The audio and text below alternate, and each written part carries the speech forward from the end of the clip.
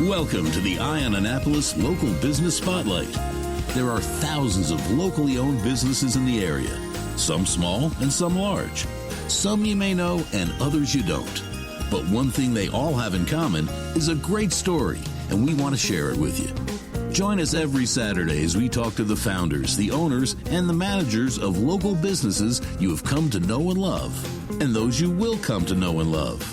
Now here's your host, John Frenay, with this week's Local Business Spotlight. Well, we made another trek up here to Glen Burnie to, actually we're sitting in the offices of the Northern Anne Arundel County Chamber of Commerce conference room, and we're speaking with Andrew Leonard, who's the president of BL Technical Services. How are you? I'm doing great. Thanks for having me today. First of all, I want to thank you for your patience, and last week when we were supposed to record this one, something came up in rescheduling, so I do appreciate that. Tell me about BL Technical Services. I was on your website, which is bltechnical.com, and it says you are IT support for small and medium-sized businesses. Yes. And that's kind of like a broad-reaching... Yeah, I agree, and that's certainly part of the difficulty in getting our message out there to who we serve. We are the IT department for small businesses and nonprofit organizations. We serve companies anywhere from just a few people to around 150 people, and of course everything in between. So we really target companies with 30 to 40 people in size as our for our marketing purposes. But just as much, we love our 5-employee companies, and of course we love our 100-employee companies. Well, I know the definition of small and medium is different from anybody that you go to. I mean, we actually are getting away from the phrase medium because, just by a lot of definitions, small business really covers our entire base. Like by the SBA definition, for instance, it's up to 300 people. We're well under that. There are some small businesses who they're sizable small businesses. And they may not really consider themselves small businesses. I don't know, and that's probably where the medium came from when we first started using that phrasing 12 years ago. Right. But, these days, even a 100-employee company still feels like a small business in many respects. And it's true. It's like going to Starbucks. They don't have a medium. They got small and large, and large. So we really are kind of changing our phrasing. And we're about to redo our website, too, to be more focused on saying small businesses and nonprofit organizations. Okay, well, I'll tell you, I want to get into the weeds with the business in a little bit, but what's your background? How did this tech bug bite you to? Well, it's always been there. I first started having an interest in technology when I was very young. I mean, when I was like 5 or 6 years old. That's when I really first got my hands onto a computer, and I really wanted to understand. Dude, you're making me feel really old. But so it started out that young for you. Yeah. My parents they brought home a computer, and I was obsessed. And I started. It started out with games, and from there it just I continued to understand it better. Like. My parents weren't. They didn't have nearly the type of interest I had, or the appreciation for what the technology was, or what it would evolve into. And so, if there was a problem with it, then that was it. There was no, I'm going to hire a repair person to come deal with it. We're going to learn how to deal with it. No, none of that happened. If I had any equipment, it was fully up to me to deal with whatever problems might have come up, and if there was money to be invested in it, I would have to make the best use of that investment to deal with it. So, being like I said, it's like when I was 5, but more along the lines when I was 10, 11, and 12, I might have some ways of earning a meager amount of money, and I would be putting that into buying parts, but I didn't want to also be paying somebody to fix my computer. I mean, I couldn't. I just simply, as a 10 or 11-year-old, I wouldn't be able to afford that. So every time something acted up with the technology, I was the one who had to deal with it. I was the one who had to fix it. And it's just funny looking back on it because things were so much looser back then, just like with a lack of security in the software and I've had the conversation with several people. I mean, the internet in general, again, another broad term, has just really been transformative in any number of different ways. And I sit there and I look at some of these older World War II vets that are starting to pass away now, and just what they've seen from their time in the 30s till it's unbelievable. But how did BL Technical Services start? Well, we started in 2011. My drive for serving small businesses really started with my first, my second IT job.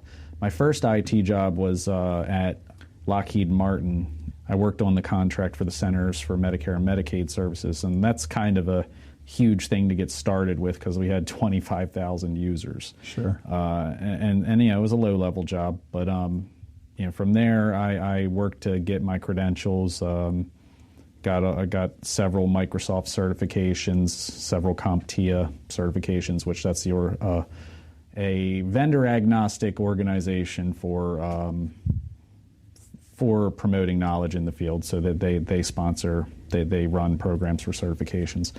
And so while I was at Lockheed Martin, I got all those going and got some very valuable certifications and became a valuable employee at my first job. That was with a company called Analysis.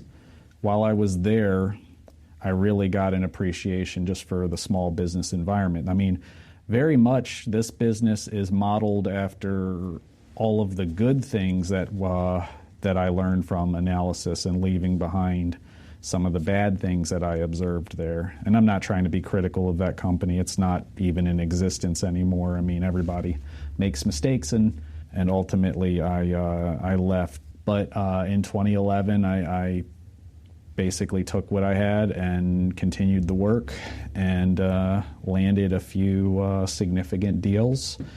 And it's funny, in the first few months of running this company, or running what was then just a one-man operation, I was looking for a job at nighttime. I was like, I have this little base of customers. I want to keep them going because I want to build on this. If I lose them now, I'll never get them back. So I want to do everything I can to build on it. So I was just doing everything I could to keep them and serve them and build on it, and also pay my bills. Eat. Right, exactly. And so while doing all that, I was looking for a night job, because the way I basically figured it was I could work the night job and more or less sleep during the day, but respond to the customer's needs as they came in. As crazy as it sounds, I was pretty satisfied with work, with billing about 10 hours a week back then. And the reason it's crazy is because we bill in excess of 200 hours a week. Oh, wow. Probably much more. It's not a statistic I pay much attention to these days, because the business has evolved. Back then, our main product was hourly service, and today we've evolved into a maintenance model where contracts and maintenance. Yeah, we serve as the IT department for a fixed fee, and then that's based on it makes us responsible for the problems rather than just simply being the repairman. I like to think of it like the difference between keeping a jet in the air or keeping a car running on the highway. So if your business is a car running on the highway and you're okay with it breaking down on the side of the road every once in a while and waiting for the people to respond, then calling the local repair guy it might be a good fit for you. If you want to keep your business running all the time, then a maintenance organization like BL Technical Services is the right fit for you. But again, the IT service is pretty wide. I mean, when you get into the weeds, what can you handle for a small business? I mean, you say you're the company's IT department. I get the ditz that comes in there and pushes the CD, which don't exist anymore out there, and says, "Hey, my coffee mug holder is not warming things up." Do you get into that, the real basic level? We absolutely do. Of course, that's not the only area that we're involved in, but it's a recent development here For years and years, we kind of had an abstract understanding of what the staff's roles were here, who was good at what. And about a year ago, we broke it down into defined roles, and that's really served us well. So it also allowed us to hire better suited for different types of needs. So back then when we just had technicians and we knew they were good at certain things, today we have field service technicians, desktop support specialists, systems administrators, and systems engineers. And so for a need like you just described, that certainly, if it's handled by a phone call, our desktop support specialists are kind of the front line when it comes to responding to phone requests. How many employees do you have now? We are at about 15. Oh, wow.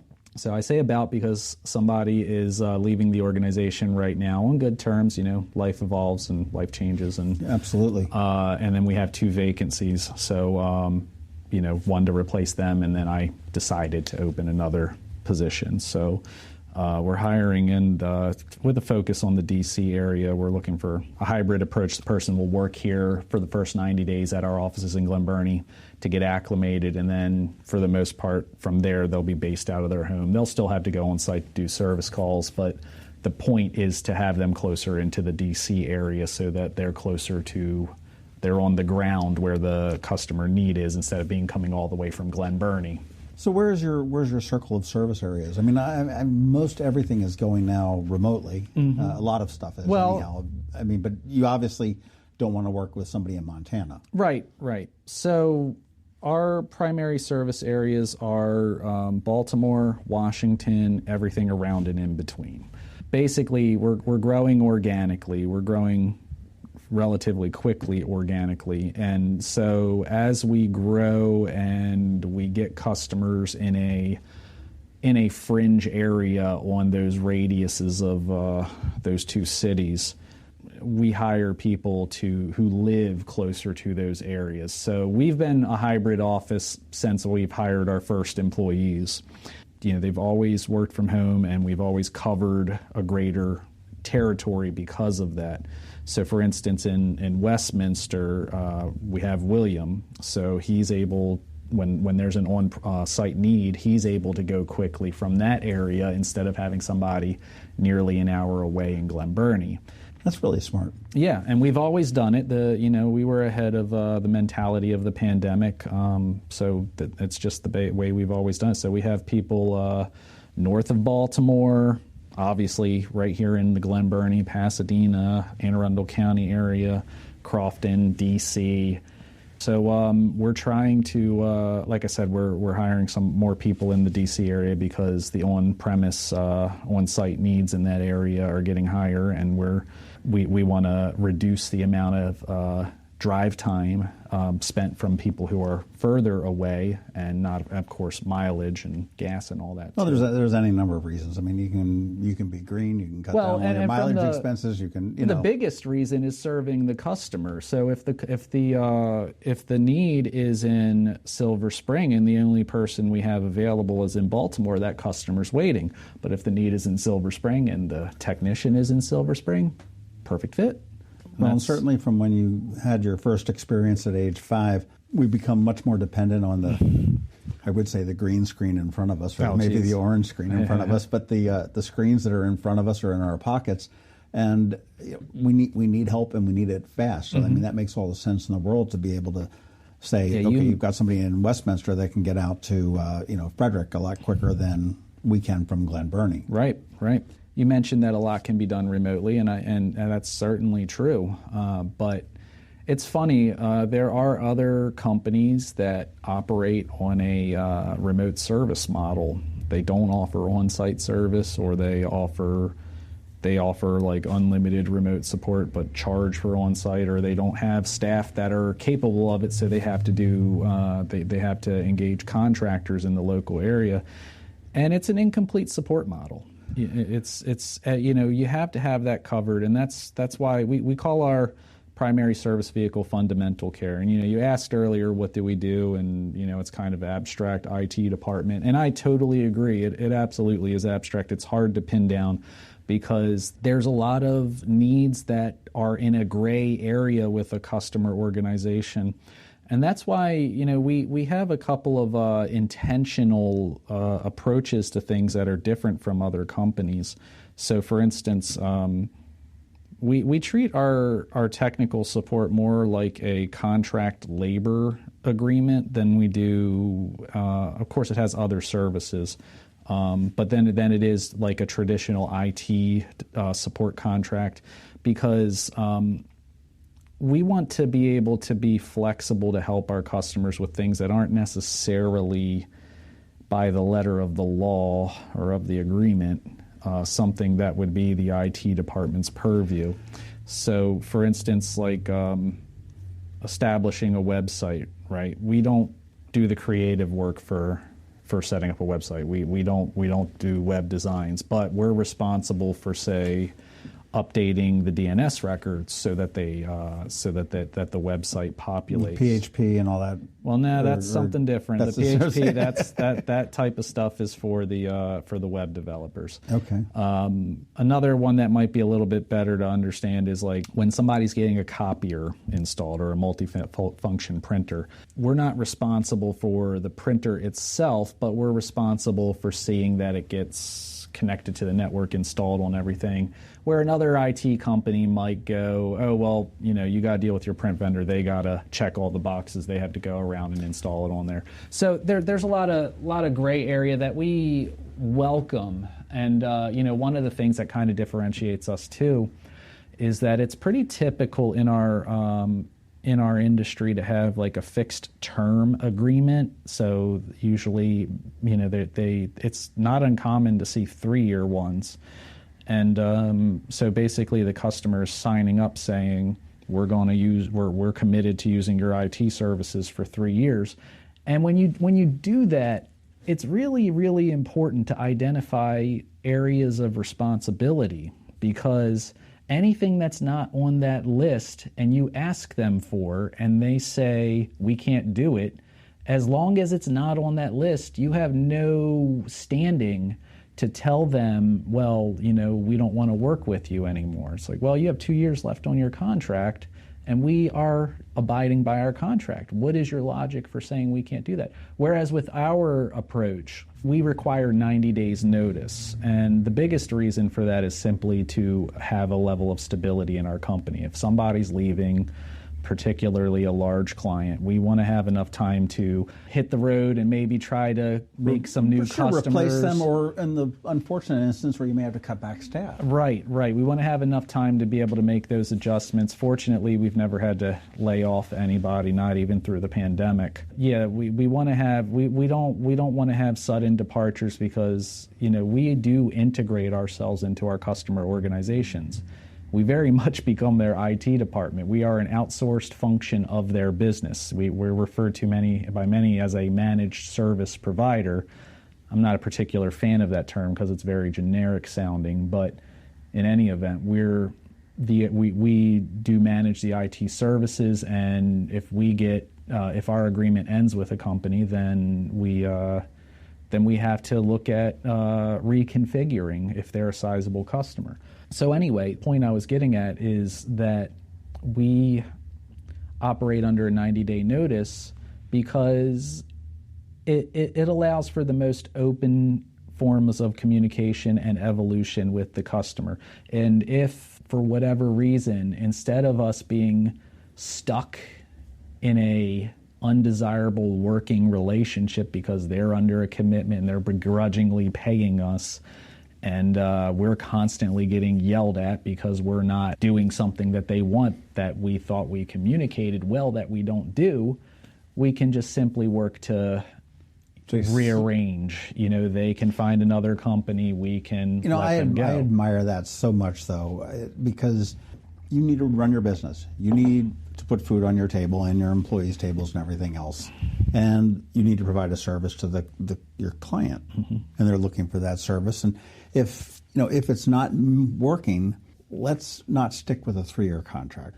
The other side of it too is it encourages conversation. Maybe there's a way that we can accommodate that. Maybe we can make some adjustments to our contract to make it work, or it also means that I'm constantly motivated to ensure that we're we're satisfying the customer's needs. It's not just a matter of hitting the letter of the contract to make sure that they can't find standing to terminate our contract because we're in default. It's always a concern that if we don't meet their expectations, they can always get rid of us. And I think that makes us a better service organization. I think our track record really stands for that. I mean, we don't really lose a lot of customers. The biggest reason why we lose customers is because they merge with other companies, and we're not the direction that was chosen between the two directions. And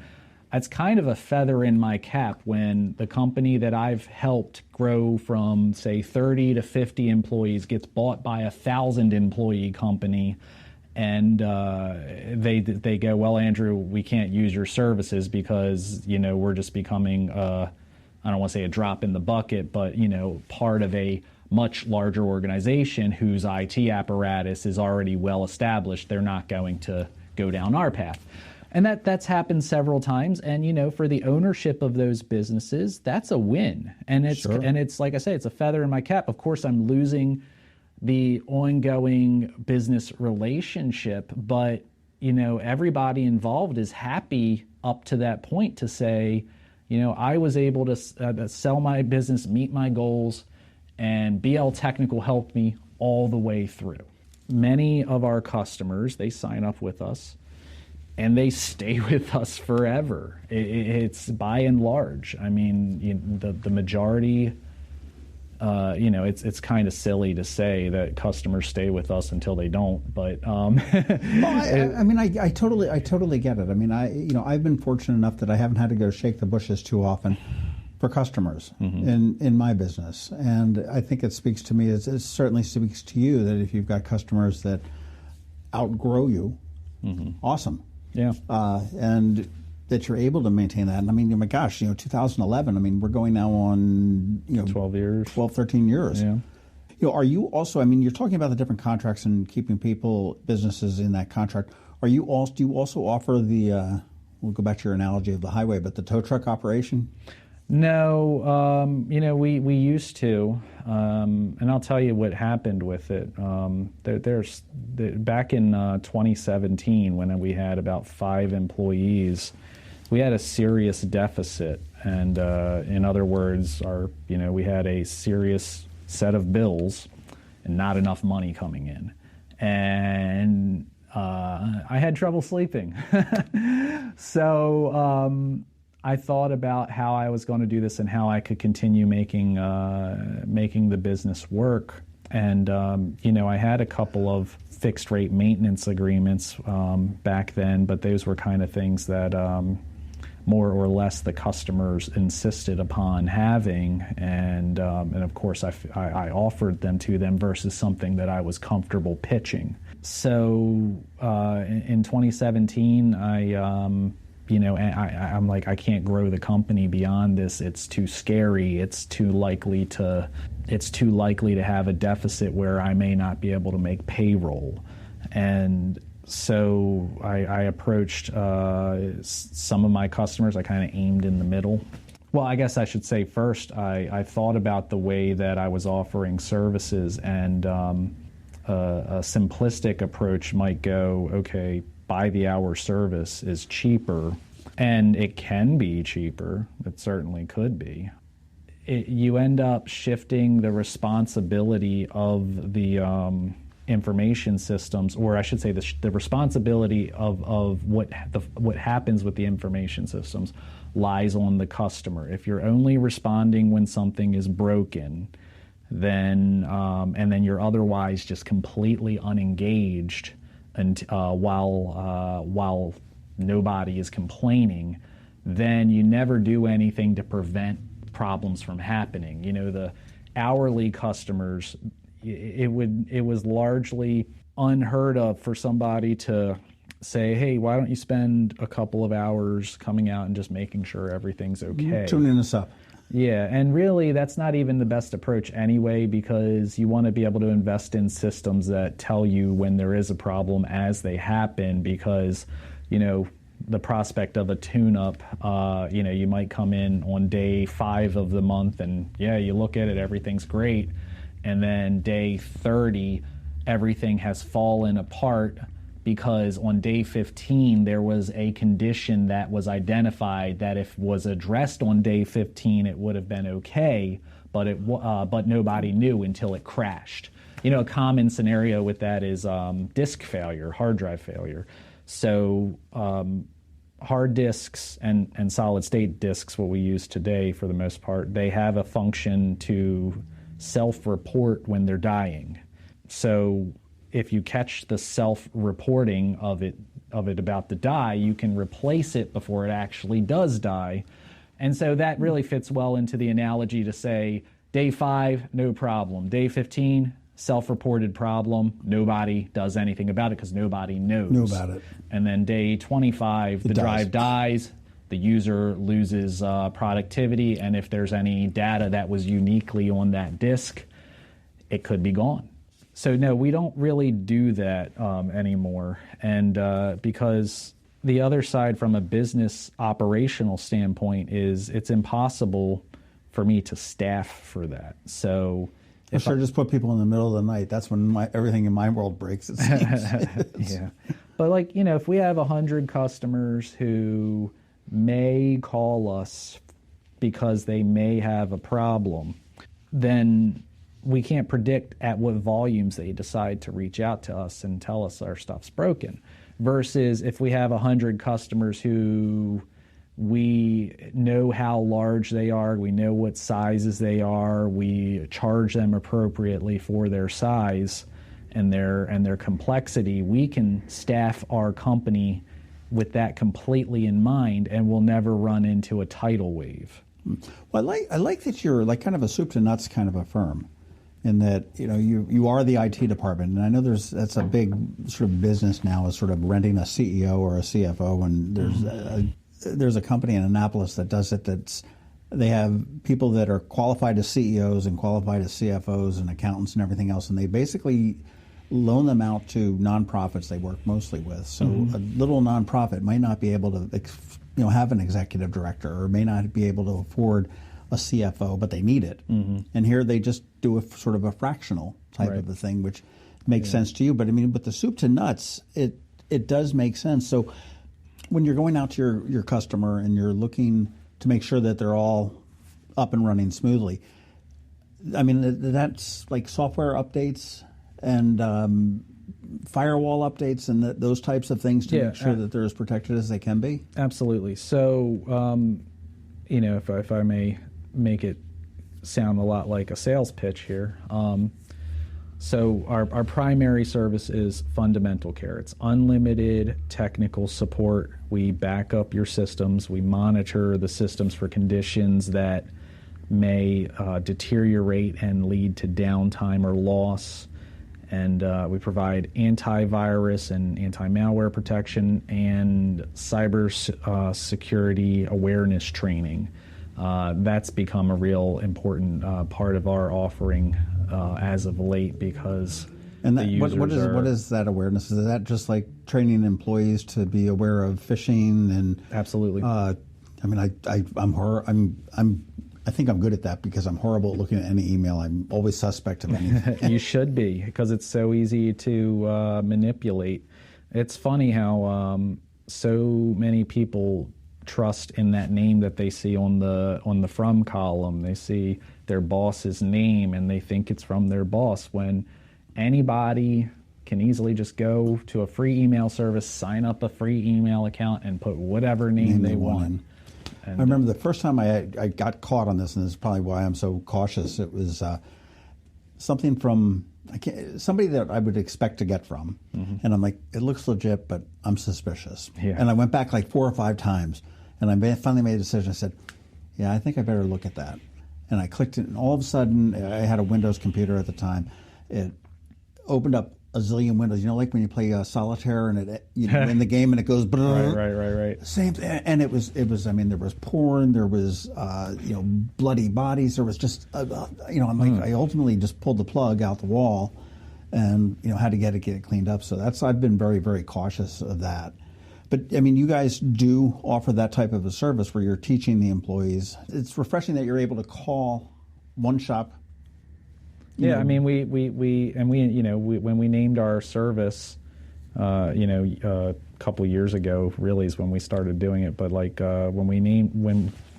before then, we just referred to it generically as a maintenance agreement. But we call it fundamental care because it really provides for the fundamentals that every business needs. And, when there are needs for our customers that are beyond that, we talk about that and we engage third parties to bring them in. Like, for instance, a lot of companies use Microsoft 365 or Google Apps for collaboration. That's not something that we include in it because not everybody uses that, and that's something that they can sign up for separately. We'll manage the service for them, but they won't be paying us for the service. They'll be paying Microsoft or a software distributor for it. So the fundamentals, we're very strong on where our contemporaries might not be so strong on this. We want everybody and every computer to be backed up. A lot of times they talk about servers being backed up, and we definitely want every workstation being backed up. It's not cheap to do, but it's less expensive than losing all of your data, or not just all of your data, but like you never know. From an organizational standpoint, you have to think about it this way. So a user, despite however you might direct them to save their information, they may not listen to you. So if the user is told to save their files to a network drive, to SharePoint, Dropbox, OneDrive, whatever the way of having your organizational files are, and they decide for whatever reason to save it somewhere else while they're working on it, and then their drive dies, it's not just the user who is suffering from the loss of data. It's the whole organization. So, we include backup as part of all the computers as part of fundamental care because it prevents the organization from losing it. And, we also think about it from the IT department standpoint.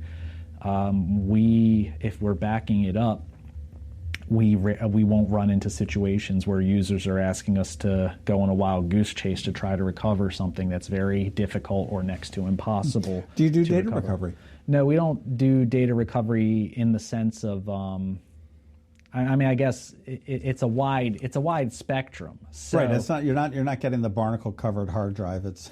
Yeah. We don't operate a laboratory, for instance, that can go deep diving into a failed disk, but we have resources to get it done when it's depending on what the situation is. So data recovery, somebody acts, really with backup, for instance, since we have backup of all of our customers' computers, not necessarily all of them, we have unique arrangements, but most of our customers' plans include backup of all their computers.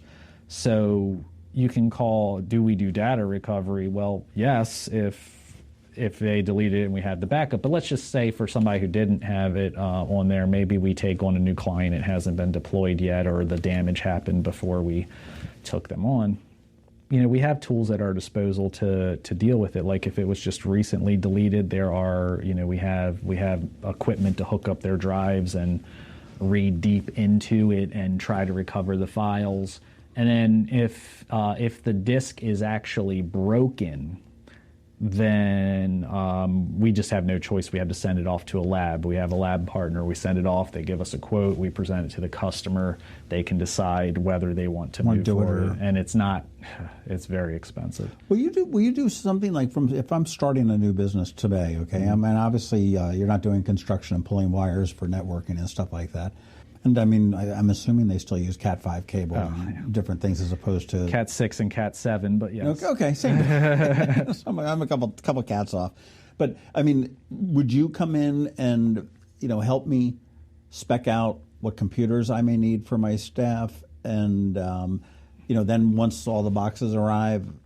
Yeah, actually, we just recently did it. We helped a medical practice that was starting in Silver Spring. They had no technology at all. They didn't have anything going on. So as part of our engagement process, we go out and meet with them, look at the site, and understand the need a little bit better. And in this case, it happened that just they literally didn't exist yet. So we put together a proposal for fundamental care.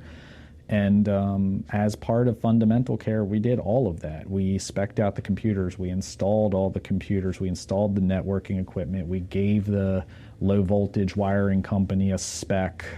We pointed out where an electrician needed to install some more outlets.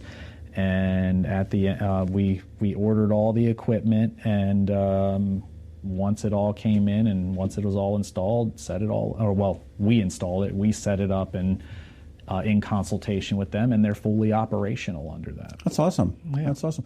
Well, I know with the, I know when I first started one of the businesses, when we had the phone people come in and they had to put their thing in there, and I guess that's, phones, everything is VoIP now, isn't it, at this point? During the pandemic, we actually started a new business line called Office Phones Plus. I'd love to hear a story when someone says, during the pandemic, arguably one of the worst times, we found a way to make something better. Yeah. What Office Phones Plus? Yeah. So, BL Technical's been in operation since 2011. And, we had built up our customer base. We work with dozens of companies, and now we're over 100. We had a very repetitive storyline that was happening in March and April of 2020. Everybody needed to work from home, help us make our computers work from home, and depending on the particular setups of the customer, we would we'd have different ways of doing that. But something came up that we really couldn't help them with, which was, well, what do I do about my phone? And, the answer invariably, well, maybe in some respects the customer would have a modern VoIP system. Other time, and we would help them get that set up through the application, or they could take their phone home. But many times they didn't. They had a more traditional phone set up, whether it was just basic lines and the system they could buy at Walmart, or they had something more complicated, but we just had no control, no purview over it. And so we regularly had to say, well, you're going to have to check with your phone people on that. And so I had remembered that a while ago somebody was trying to partner with me to offer their phone services to my customers, and I built on that. I talked to them, and basically over time I've established a partner network with dozens of phone carriers. So you have the big guys, you have Verizon and Comcast. So we work with them, but also they go for the shotgun approach. They can work for everybody, but they don't necessarily they're not necessarily the best service for many of our customers. So we work with other companies like Sangoma, Nextiva, Net2Phone, Spectrum VoIP, and Ring Central. And really, I could just go on for the next 5 minutes naming different companies that we work with. But what we do, we bridge a underserved gap in the customer needs. So, there are probably hundreds of companies out there that are offering cloud phone services, VoIP phone services, where you don't have a box in your office that controls it. And but getting it set up and getting to using it is a difficult task. And a lot of these service providers, when you end up at their website and you sign up for service, you end up just getting a box full of equipment, and you and your staff are going to have to muddle through unboxing it, setting it up, talking with somebody over the phone who likely isn't really invested in your success. They're doing their job, sure, but they don't really care about it. They're just trying to check some boxes. The next guy that comes down the road. Right. So, when somebody signs up for services through us, the same services generally, first of all, when somebody tells us they have a need for phone services, we endeavor to understand their needs, because every phone carrier has their strengths and their weaknesses. and based on the customer need, we'll connect them with one or more services. Not only that, we offer internet services again through the big guys, Comcast, Verizon, and dozens of other ones that have a niche market. Maybe there are literally buildings in Baltimore City that are served by like one carrier, and it's not Verizon and Comcast. So you got to know who to go to get the service in. But anyway, the point I'm trying to make is a lot of times people will go to Comcast or Verizon and they'll get phones and internet, and most of the time internet's going to be from one of those two companies in this area, but you have so many more choices for phones, and so they don't, you're not going to go to the Comcast salesperson. They're not going to say, oh yeah, you can get internet from us, but let me tell you about this other company offering phones. But where we are doing that because we have relationships with both of them. So if somebody comes to us and through our assessment, we ask things, we need to know the basics, like how many phones they have and what kind of functionality that they need. And we don't just simply ask, oh, what functions do you want? Because people don't know what's out there necessarily. Right. So we ask them questions that kind of lend to that, like, do you work internationally? And, you'd be surprised at how many times you find people who are making a lot of international phone calls, or they're avoiding making international phone calls. And we have different carriers that include different countries. We have several that include all of Canada and all of Mexico, and we have some that include a lot of Europe, a lot of Asia. You can even get phone numbers in those countries. We ask people if they have considered using text messaging, and sometimes, you'll see people like they'll have a separate phone, a cell phone for text messaging, and they won't have any facility to receive texts on their office phone number. And that's a missed opportunity in a lot of ways, because when you're serving the general public, the younger crowd sees a phone number, they text it. Sure. They don't call it, they text it. And if you don't have a way of receiving that message, you may miss an opportunity. But in any event, we ask questions, we understand their needs, and we understand a level of what their budget is for it, because we can, different companies are going to suit the need, but then also we think about the need and we think about the different companies that might do it at different prices. And then we may even be able to negotiate on behalf of our customer to get a better price for them, because I can be the one that goes to the carrier and says, it's not going to sell if you don't lower the price. And they can come back and say, they're going to certainly listen to you a little bit more carefully than they listen to me that goes up and says, hey, Yeah, not only that, a layperson doesn't know some of the pitfalls. Like, for instance, one of the ways that we position ourselves in the marketplace is we include free installation for what we do. Now, we don't do, say, phone wiring, but we don't need to do wiring. Wiring doesn't need to be done most of the time because it uses the same wiring that the computers use. And many of the phones these days work on Wi-Fi as well. So, but the things that are challenging are, first of all, unboxing all the equipment, placing it at the different desks, transferring the phone numbers, setting up the auto attendants, the ring groups, the greetings, the voicemails, all that stuff we do. We don't charge for it. And a lot of times the carriers include those extra fees on there for provisioning that we just simply say, take it off. It's like, hey, you're not competitive to our customer group. We're not going to charge a provisioning fee because none of our other carrier partners do, and I'm just not going to present your quote if you don't take it off. I don't have to say that. They know that part. Right. I just say take it off. But also, just one of the biggest things that I just can't stand when I see it, especially because I've lost opportunities over this, and I try to make it so clear to the customer, for whatever reason, customary in the phone industry to quote the services without taxes, and the taxes can be substantial. They vary from county to county, from city to city, and they can be as high as 45% of the bill. So, a business with, a couple dozen phones, they get a quote that says $500. My quote says it's $800 because I included taxes. I lose to the $500 quote. And then they're paying $950. Potentially more. Yeah. And so, we're really strong about our reputation. It's funny, I haven't even really said the best part about all of this. My company, Office Phones Plus, we don't charge anything to the customer for doing this. So we have a relationship with the carrier. We're one of their partners.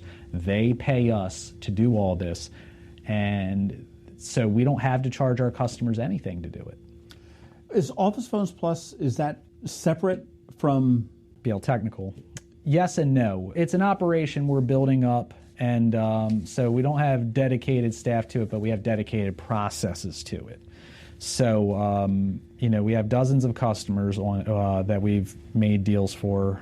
We've sold phone systems. And they're unique customers, though. They're not necessarily customers of BL Technical Services. No, yeah, right, exactly. I mean, they could be. They could be, but yeah, we independently promote it. It's a separate business line. We partner with different companies, and the goal is we will have separate employees once it makes sense to do it. We're building it out as a separate business because it's a business, it's a worthwhile operation both for us and for the customer value to do it as a separate business. Backup, well, you mentioned backup several different times too. I mean, do you actually do the backups here or on a server farm or something like that? Or is that the client's property? No. So we it's neither of those options. We have a partnership with a company called Enable. They're a large publicly traded company that offers services to companies like mine, and it allows us to leverage the best of the technology and the systems to be able to offer our clients something that would otherwise be unreachable for them. So, we're the ones who are investing the large amounts of money to get that system right and to have access to that system so that even companies as few as 4 and 5 computers can have world-class backup. So it's really cool because we have data centers all over the world. I mean, all of our customers' data, except for a couple, is stored in the United States. We do have a couple of companies that are based outside of the United States, and they don't want their data in the United States, and that's their call. But the ones that are in the United States is stored in the United States. We're able to offer, a great backup product for that. So it's not stored on the customer site. It's not stored here in our offices in Glen Burnie. It's stored in one of several data centers. Each client, each machine, I don't want to say is randomly picked, but every machine, it's a different place. New York, Chicago. Right. There's a lot of redundancy in there just for security. I mean, you think about it. I mean, I know way back in the days when we used to have like a little portable drive to plug in, it was like, okay, you take one home. Yeah, in case the office burns down. And that's really such a poor approach. We have some legacy customers that we've been working with for a very long time, and we avoid trying to cut people off. I mean, we've had to do it a little bit to grow properly, but they refuse to change their practices. They're kind of living in the way that it was in 2010, and that backup swapping mentality is just not good, because when you back up, when you're doing a backup, you need to ask yourself, what perils are you protecting yourself against? And you got to ask, that there are reasonable and unreasonable perils too. For instance, do you protect yourself against an invading army, literally? It's like, well, maybe some people would, but I don't think that's really realistic for a small business to protect against here in Maryland. But a fire, a flood, equipment theft, accidental deletion, and equipment breakdown. Those are some of the more common ones. And so when you think about the hard drive swapping backup strategy, it can protect against all of them if everything is done correctly. So the backup actually has to occur, and that's actually one of the biggest sins with backup is people will set up backup and they will have no practice of confirming that it's actually working. So, there on more than one occasion, I visited a company and understood that they had a backup strategy, and then I go to look at it and go, well, Last your backup was 3 months ago. Exactly. So the making sure that the backup actually happens. So that's the first thing. And then, with a backup destination that is on premise, like an external hard drive, as frequently as you remove it is as frequently as you're protected against most of the perils. So if you're going to protect yourself from a fire, the drive needs to be off-site. The backup needs to be off-site. And so if the users or if the customer organization swaps it once a week, well, if it happens on day 6, the fire happens on day 6, they lost 6 days worth of data. Right. And of course, more realistically, they get lax about swapping it. And honestly, it probably, in most cases where that scenario is set up, it deteriorates to never being swapped. Or a swap happens where they just swap the device, but they don't have a sense that it needs to be taken off site because they don't think about the perils. The person was just told at some point, hey, swap the disk, swap it once a day, swap it once a week. And maybe they do that, but they leave the other one on top.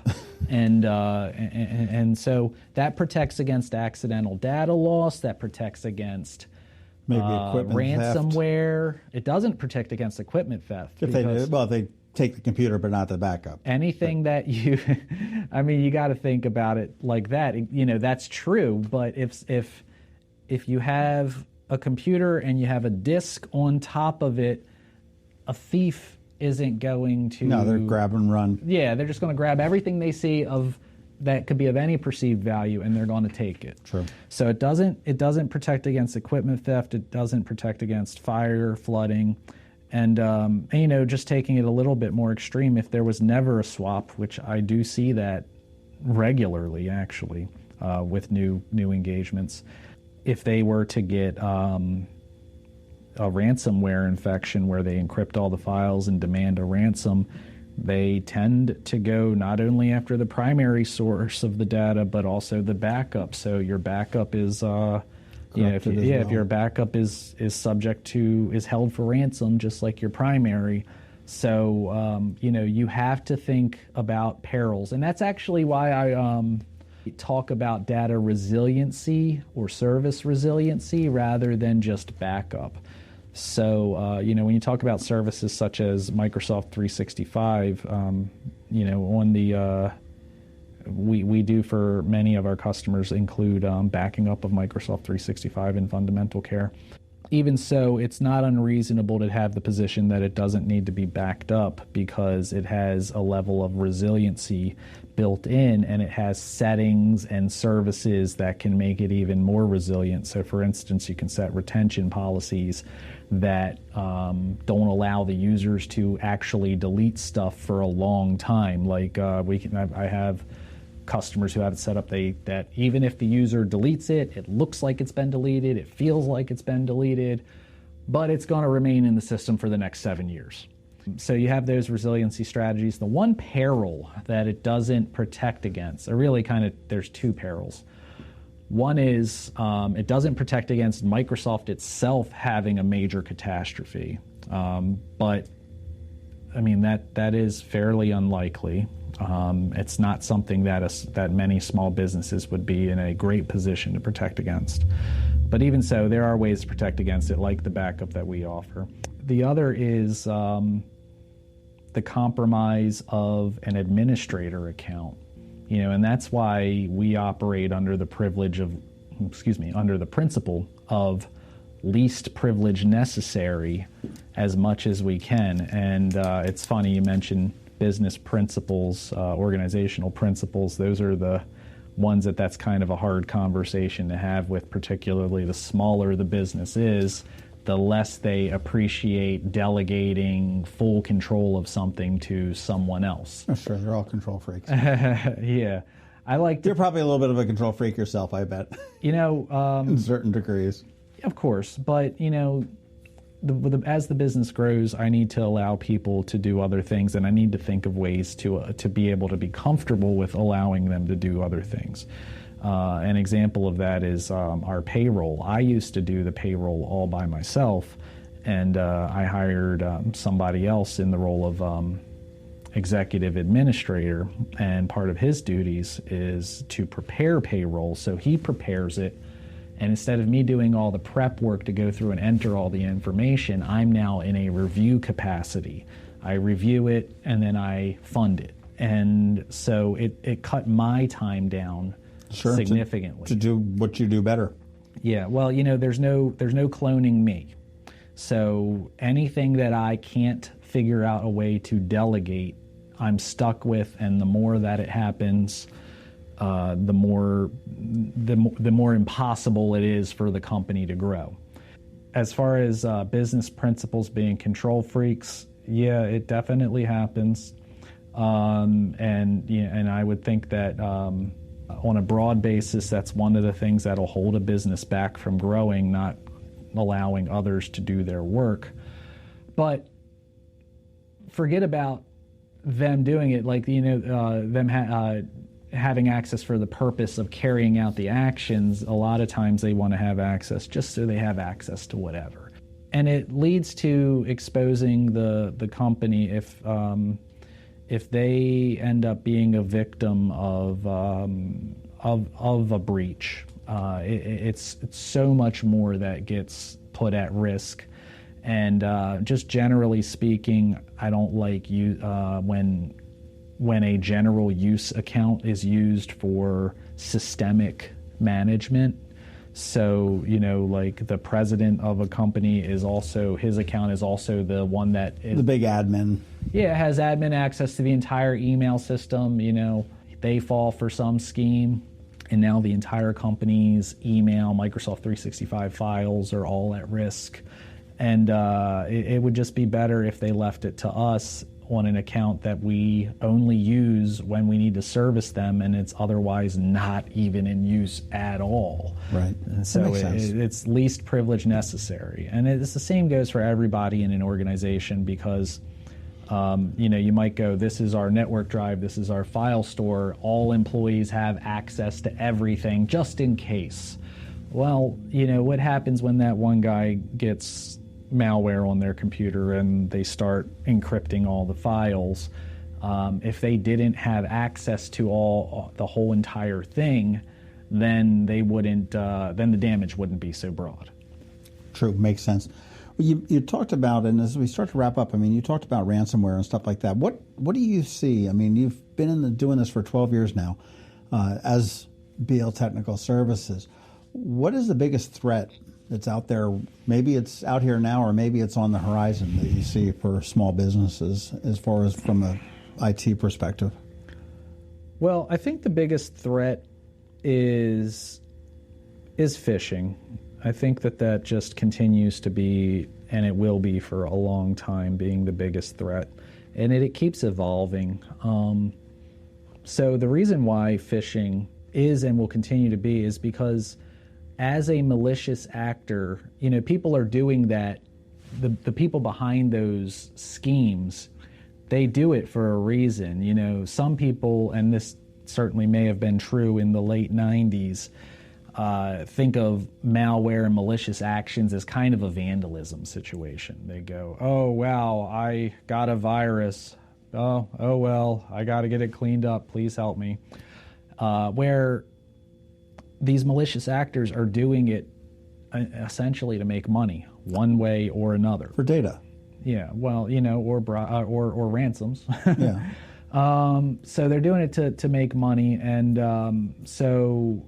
it's just kind of like when somebody's email has been compromised to send out a bunch of emails to try to compromise other people. The approach of vandalism is just like, it's not really the right thing. It's more like, when they start sending out those emails, those fake emails from somebody's account that's been compromised, that's when they're done with it. If there's still value of being in it, they'll stay in it indefinitely. So, that value could be like, let's say they get into the head of HR, they get into the HR department's email account, they'll stay in there and keep collecting data forever. And so it's important to prevent that as much as really as much as possible. But the reason why it's the vector is because the types of devices we're all using today is widely varying. So, 10, 20 years ago, it was safe to say that you could easily hit 90% of the target by going after Microsoft Windows.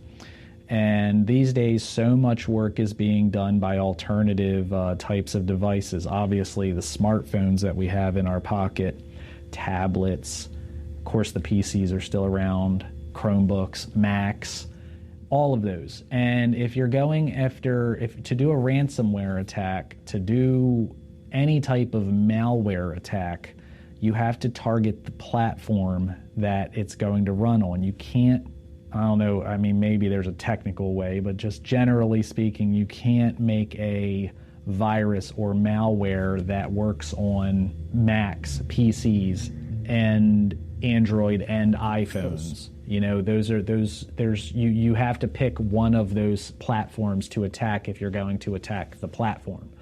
However, a phishing scheme will work on all of those. You send an email that is believable, the user sees it, they see it on their iPhone. Got a logo. It's got to be right. Yeah, they see it on their computer. The damage can be done on all of those platforms. So if you're the attacker, you're going to do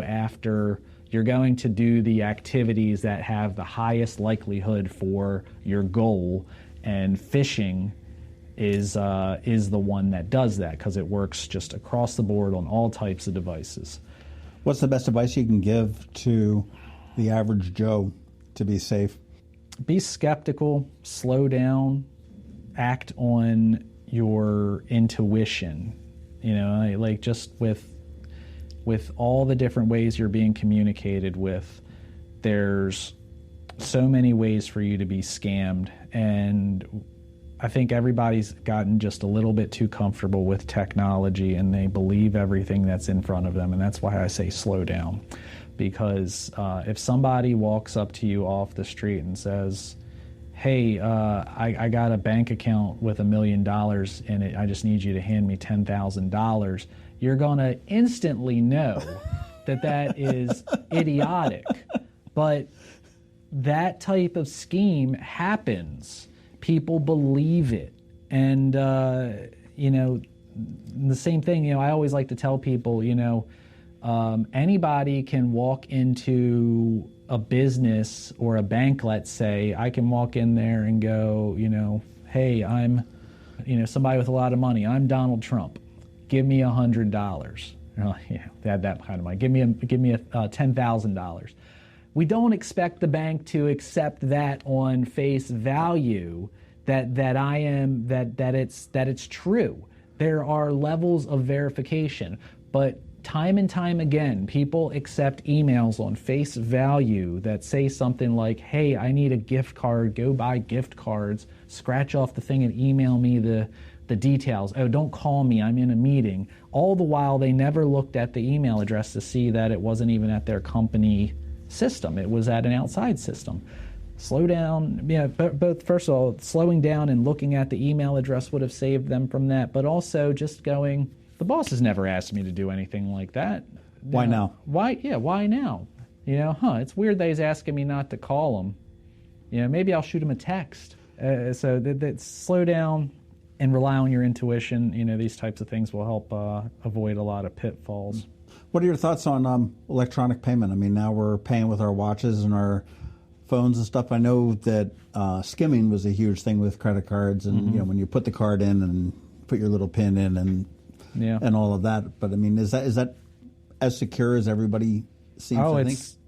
It's funny. A lot of people probably would get the perception that it's less secure, but it's way more secure because the way that it used to be, the magnetic strips on the back of the cards, that holds information that is read and copied every time you would swipe the card.